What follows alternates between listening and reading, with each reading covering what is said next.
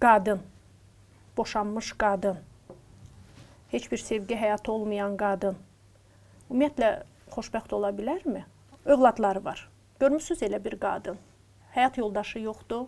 Övladlarına həsr edib özünü və illər keçir, nə baş verir? Sonra da övladlarına baxır bəzən, peşman olur ki, mən həyatımı yaşamadım. Xoşbəxt tək qadın görmüsünüzmü bu həyatda?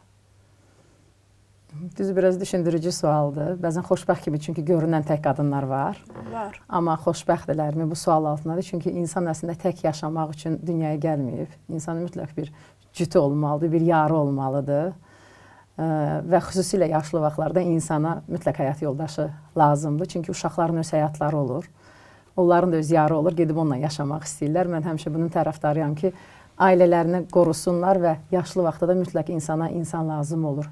Və onlar belə deyə, əgər özlərinin bir yarı yoxdursa, həyat yoldaşı yoxdursa, mütləq artıq başlayırlar uşaqların işinə qarışmağa və belə deyək də, dolayısıyla uşaqlarına da mane işləyirlər xoşbəxt olmağa.